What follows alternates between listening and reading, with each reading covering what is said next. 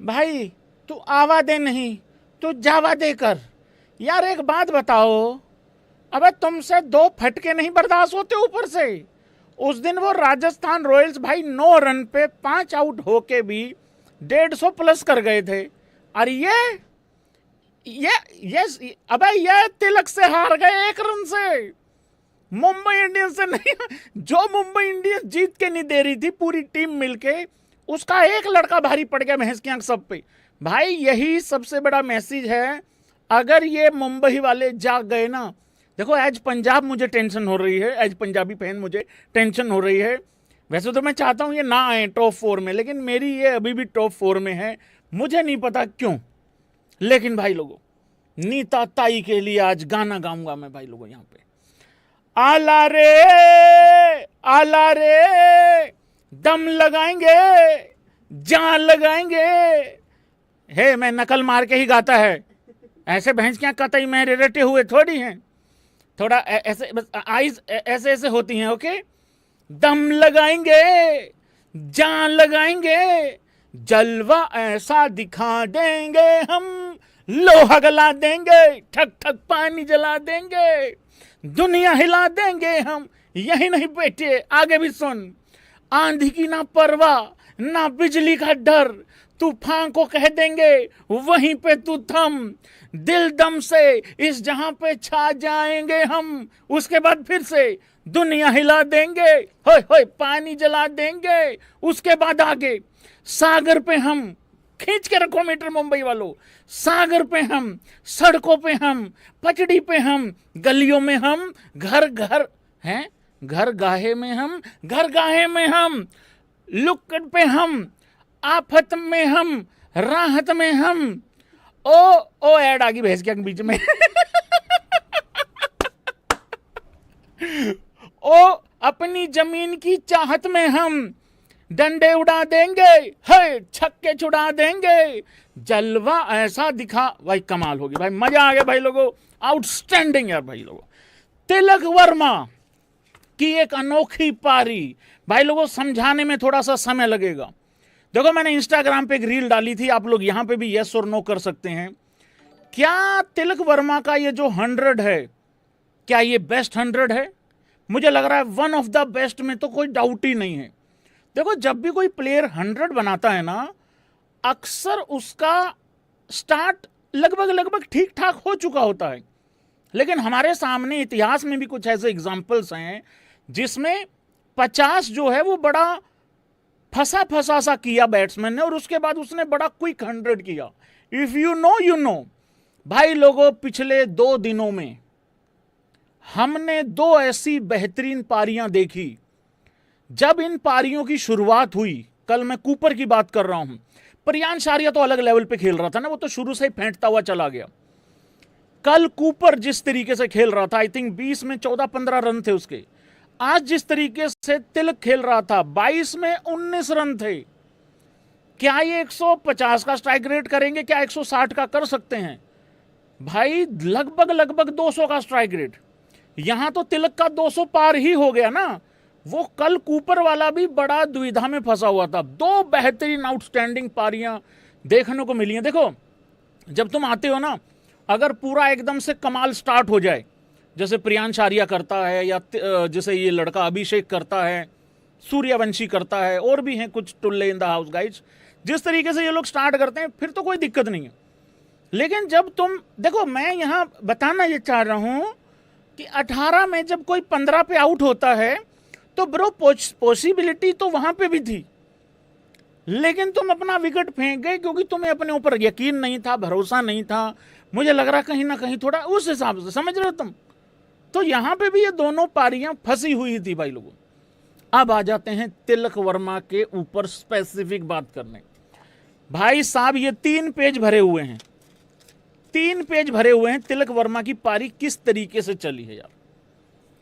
देखो पहला विकेट गिर गया, 21 रन थे, पहला विकेट गिर गया। 25 पे 2 हो गए, 46 पे 3 हो गए। ऐसी सिचुएशन नहीं थी जिस दिन उस दिन राजस्थान के 9 पे 5 हो गए थे, वो सिचुएशन नहीं क्रिएट हुआ था। लेकिन पावर प्ले में 3 विकेटें गिर चुकी थी, ठीक है। जब भी पावर प्ले में 3 से 4 विकेटें गिरती हैं भाई मुश्किल हो जाता है। और ज्यादा मोहर लगा दी कि नहीं नहीं तुम सही सोच रहे हो हमारे बारे में। तो आज ऐसा ही हुआ, जैसे ही साई आउट हुआ, जैसे ही उधर से एक विकेट और गिरी, ये गिर चुके थे, खत्म हो चुका था, क्योंकि गिल कितना कर लेता। खैर मैं तिलक पे बात कर रहा हूं। तिलक वर्मा 9 में 9 पे था एक टाइम पे, फिर जैसे जैसे पारी आगे बढ़ी 11 ओवर खत्म हुए 88 रन था, वहां 12 पे 11 था तिलक वर्मा का। उधर नमन को भी साथ में ले लेता हूं, फिर नमन के लिए दोबारा बताना पड़ेगा, वो 29 में 42 था। हालांकि नमन भी एक टाइम पे अगर आप देखोगे 21 में 22 था, फिर वो 22 में 26 हो गया, चौका आया, फिर डबल आ गया, 23 में 28 हो गया।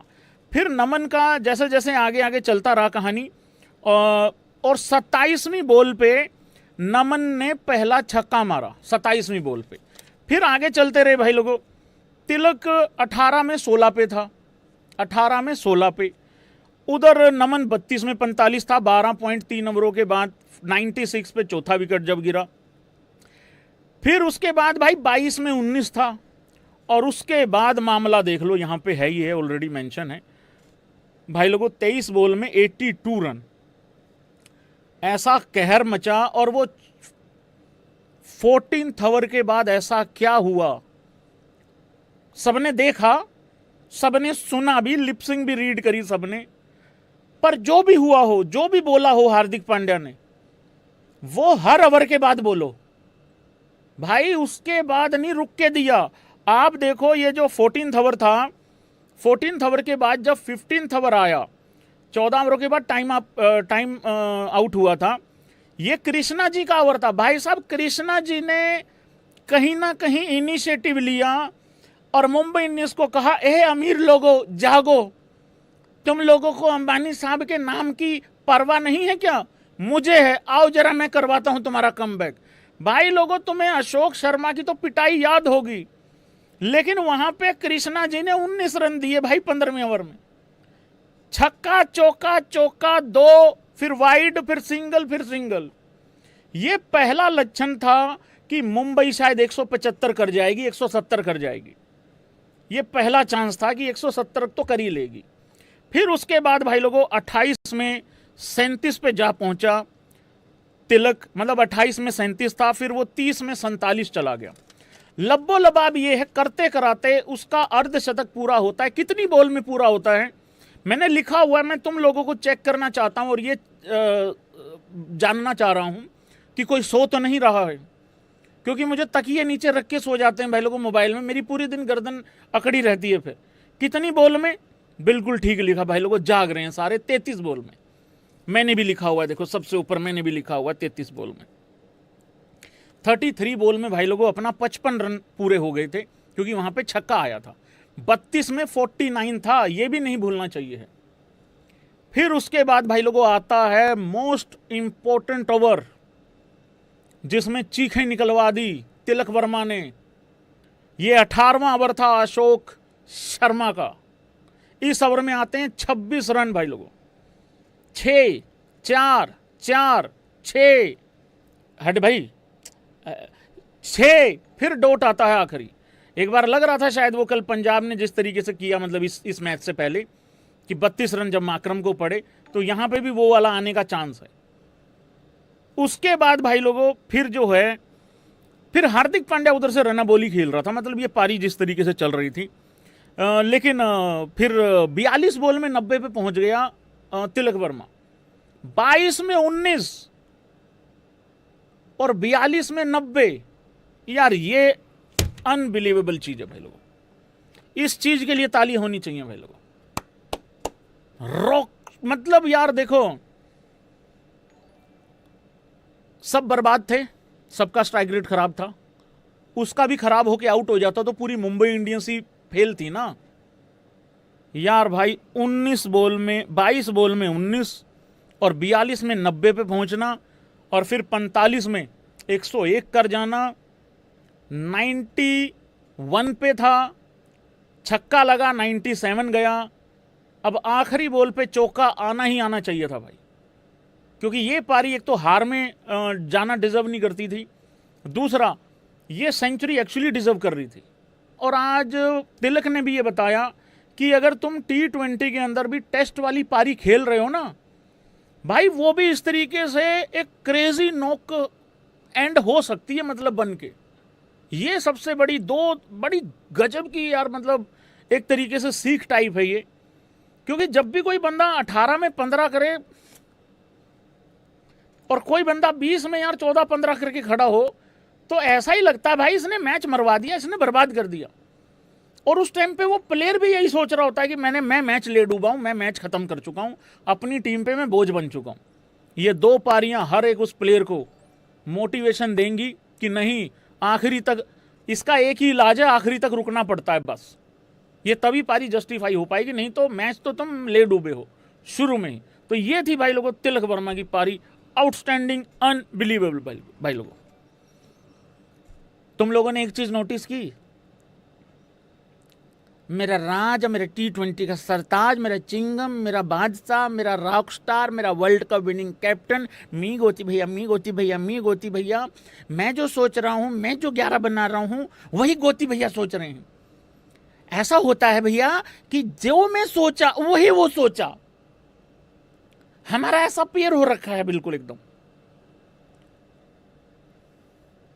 जब विकेट गिर रही थी ना, तुम्हें वो एक मीम नहीं है, वो जबरदस्ती घुसने की कोशिश नहीं करता ग्रुप में, मैं भी मेरा भी हाथ, मैं भी गले मिलूंगा टाइप, वो चल रहा था सूर्य कुमार यादव का। भाई मैं वो फोटो लगाने चाह रहा था यहां पे, लेकिन लगा नहीं पाया हूं क्योंकि मुझे आलस आ गया है गुजरात टाइटंस की बल्लेबाजी देख के। मुझे तो थंबनेल और ये सारी चीजें 6-7वें ओवर में बना लेनी चाहिए थी, क्योंकि इनके तो 2 ही आउट करने होते हैं। आलस ही आ गया कि कर लेंगे, देख लेंगे, कोई नहीं, हो जाएगा।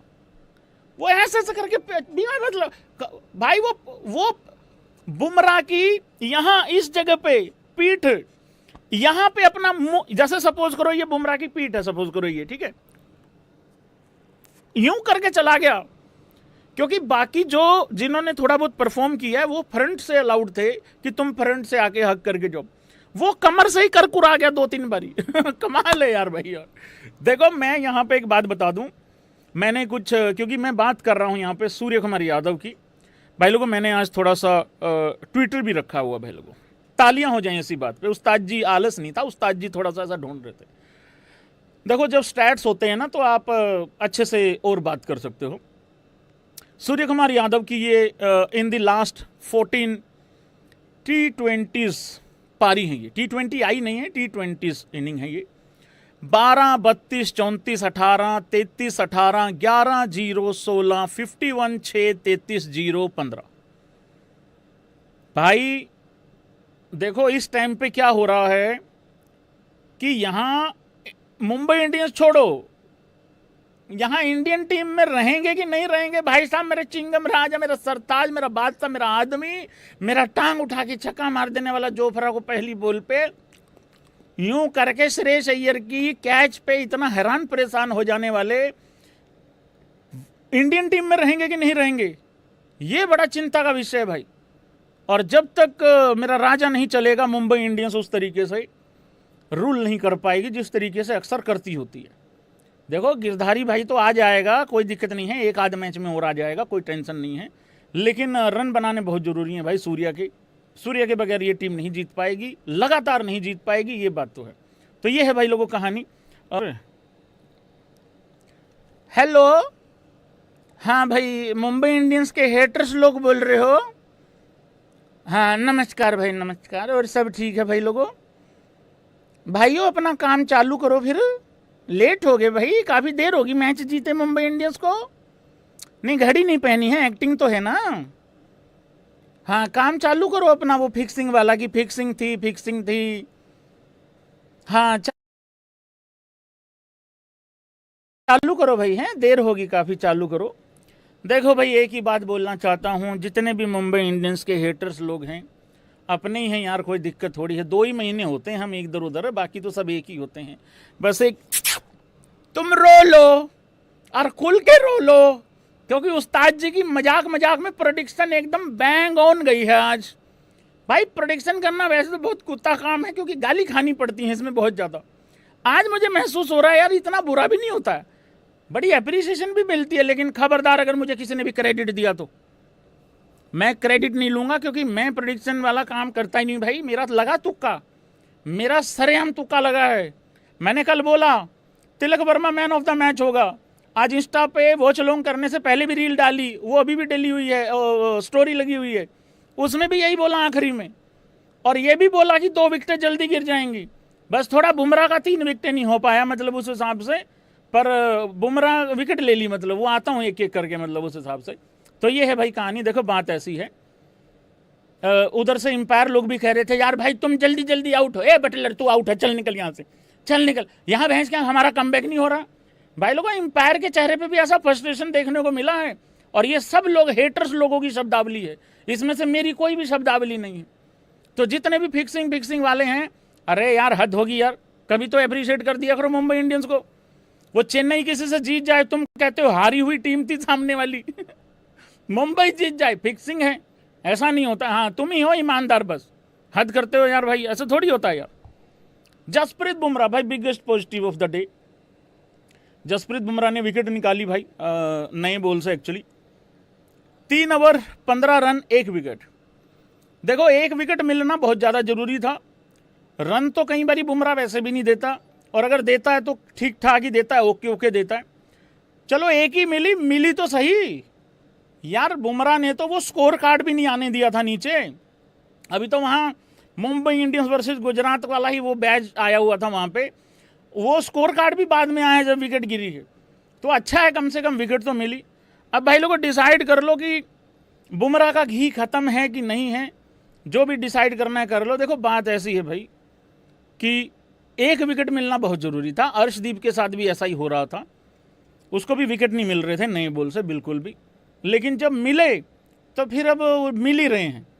और जब विकेट मिले भाई सीधा ही प्रीतों का ही हक मिला, मतलब उसके बाद अब तो बहुत पछतावा हो रहा है भाई लोगों। आज से 10 साल पहले अगर कहीं डिसीजन ले लिया होता, 12 साल पहले 14-15 कि क्रिकेटर बनना है भाई लोगों, कल अर्शदीप की जगह पे भाई लोगों मैं भी होता। दोपहर से भाई लोगों जब से वो वीडियो देखी भाई लोगों, भाई लोग बोल रहे हैं भैया शर्ट पहनी है आज तो अच्छे लग रहे हो। अरे शर्ट नहीं पहनी है भाई, जलन हो रही है, बटन थे इसमें, टी शर्ट में बटन नहीं होते हैं, धुआं निकल रहा है ब्रो, धुआं। पहली बार अर्शदीप पे मुझे जेलसी हुई है, वैसे हमेशा प्राउड ही हुआ है भाई। देखो मेरी बात सुनो, और गुजरात के लिए जो मैं बोलने वाला हूं कितने लोग सहमति रखते हैं जरा ऐसे कर देना। सबसे पहले तो मैंने यहाँ पे पोल करवाया है और पूछा है कि गुजरात टाइटंस क्या टॉप 4 में जा सकती है। थोड़ी देर पहले 82% लोग थे जो मना कर रहे थे, अब 78% लोग हैं जो मना कर रहे हैं। देखो होता क्या है भाई, तुम्हारा लास्ट ईयर भी यही था, ऊपर से 3, मतलब हम ही पावर प्ले खेलेंगे, हम ही बीच वाले ओवर खेलेंगे, हम ही फिनिश करके आएंगे तो जीत जाएंगे, नहीं तो जीता हुआ भी हार जाएंगे। ऐसे भी कुछ कहानियां हुई हैं लास्ट ईयर। राशिद का आर या पार वाला मामला होता है, हालांकि एक आध मैच वो भी जिता देता होता है बल्ले से, ऐसा नहीं है। लेकिन यार देखो ये तो फिर गड़बड़ है भाई। ये जो तुम्हारा बैटिंग ऑर्डर है, बैटिंग ऑर्डर ठीक है यार। देखो वाशिंगटन सुंदर, मुझे ऐसा लगता है, देखो गाली खाने वाला काम है, मैं फिर भी चाहता हूं एग्री कर लेना यार। मुझे ना थोड़ा सा सुनील नारायण वाली फीलिंग आती है कि कर तो दूंगा, जिता तो दूंगा बल्ले से, लेकिन सारे तो नहीं, मतलब उतने नहीं जिता पाऊंगा जितने में टॉप 4 में चली जाए team, without Buttler, without Gill और विदाउट साई। जिता दूंगा बट उतने नहीं जिता पाऊंगा बल्ले से। फिर आ जाता है इनका ग्लेन फिलिप्स, आ नहीं रहा उसका बेस्ट। अब ग्लेन फिलिप्स ने अपनी रोटी कैसे पक्की कर रखी है, कैच है नहीं, कूद गया, ग्लेन एयरलाइंस बन गई। मैं भी बड़ी तारीफ करता हूं। आज वाला मैच जिता के देना था भाई, ऐसे थोड़ी होता है, पाकिस्तान को कूट कूट के थोड़ी बड़े प्लेयर बनोगे, जिता के देना था, अपॉर्चुनिटी थी। मैं तो ये कह रहा हूं ये सुंदर, फिलिप्स, तेवतिया, शाहरुख, किसी ना किसी के पास तो 80-90 रन बनाने की अपॉर्चुनिटी थी ना। मुझे लगता है मुंबई इंडियंस अभी भी ऊपर चली जाएगी, अभी भी चली जाएगी। ये पता क्या है, ये वो वाला बच्चा है मुंबई इंडियंस, एक एग्ज़ाम और दूसरे एग्ज़ाम के बीच में 7-8 दिन का गैप है। ये 6 दिन 5 दिन कॉपी उठा के ही नहीं देखेगा, ये पढ़ाई ही नहीं करेगा। जब ये लास्ट तारीख पे आखिरी घंटे में बिल भरने वाला आदमी है। ये वो बच्चा है जब बिल्कुल सिर पे आ जाएगी ना, ये तब तैयारी करेगा, और ये उससे ज़्यादा नंबर ले लेता है जो पूरे 7 के 7 दिन 8 के 8 दिन पढ़ रहा होता है।